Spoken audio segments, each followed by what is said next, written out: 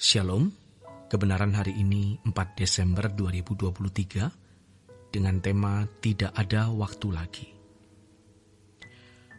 Bapak Ibu Saudara yang dikasihi oleh Tuhan, kita harus berpikir dengan serius seakan-akan tidak ada waktu lagi untuk membenahi diri.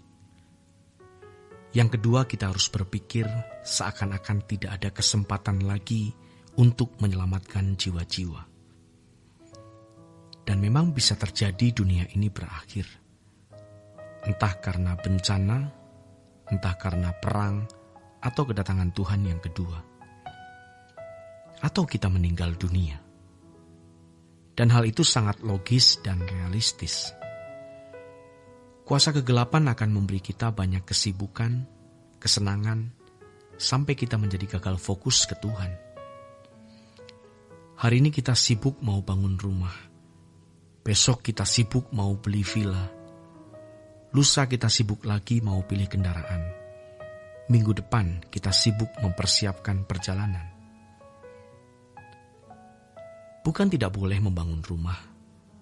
Bukan salah membeli mobil atau mempersiapkan wisata. Tetapi jangan sampai kita lupa untuk membenahi diri.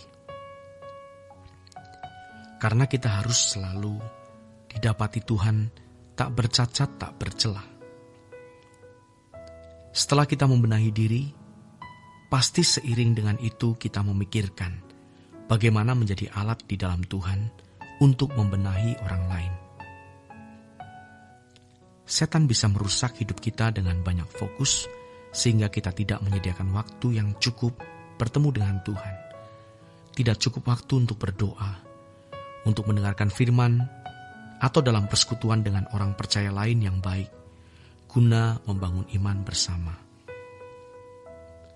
Kalau waktu kita terfokus untuk gadget, film, tontonan, dan berbagai kesibukan yang tidak membangun iman, kesucian hidup kita terancam.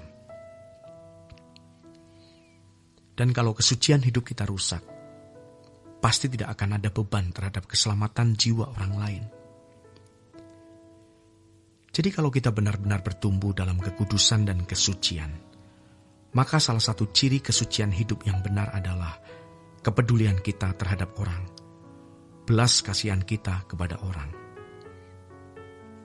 Memang orang yang peduli dan penuh belas kasihan ke orang belum tentu memiliki kekudusan. Bisa karena ia memiliki nurani dan perasaan yang baik dari gen orang tua yang baik atau lingkungan yang mengajarkan.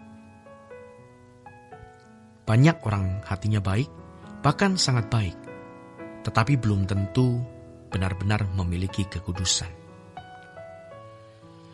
Namun kalau seseorang punya kekudusan, pasti ia punya kepedulian terhadap orang lain.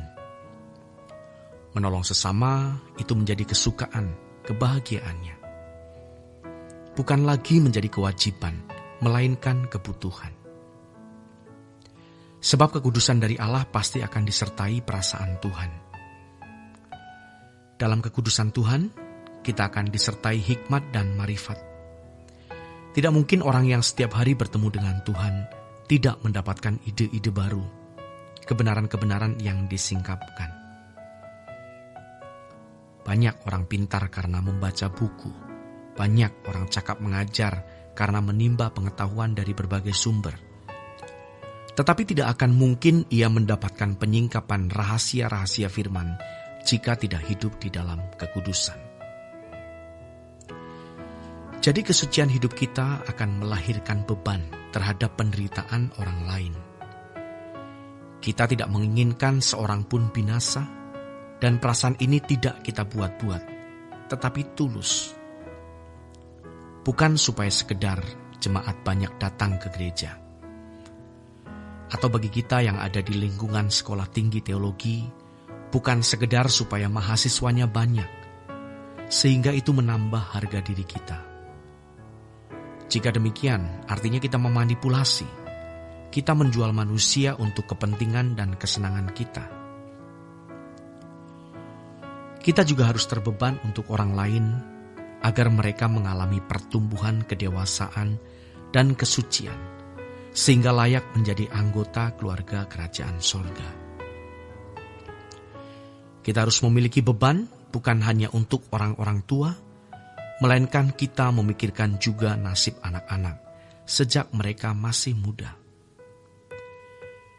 Nasib remaja dan pemuda yang hari ini telah banyak dipeluk oleh media sosial, dikuasai oleh pengaruh dunia yang jahat. Dan orang-orang tua yang sudah terlambat bertumbuh dan dalam situasi krisis, yang jika tidak berubah secara signifikan, maka tidak akan masuk kerajaan surga. Sejatinya keadaan dunia hari ini mengerikan sekali. Inilah yang menjadi beban kita. Karenanya kita harus berpikir seakan-akan tidak ada waktu lagi untuk membenahi diri. Jangan terlena. Ayo, kita sungguh-sungguh berjuang untuk itu. Dan kita mau sungguh-sungguh berjuang seakan-akan tidak ada waktu lagi untuk menyelamatkan jiwa-jiwa. Memang tidak semua orang bisa kita selamatkan. Pada kenyataannya ada anak-anak kebinasaan. Ada orang-orang yang memang tidak mau berubah. Berpikirlah, seakan-akan tidak akan ada waktu lagi untuk bebenah diri guna mencapai kesucian seperti yang Allah kehendaki. Seakan-akan tidak ada waktu lagi untuk menyelamatkan jiwa-jiwa. Kita melihat betapa dahsyatnya pekerjaan kuasa kegelapan. Tetapi Allah kita lebih dahsyat, dan Dia pasti menolong kita. Allah yang dahsyat akan lebih dahsyat lagi melindungi kita. Demikian renungan pada hari ini. Tuhan Yesus memberkati.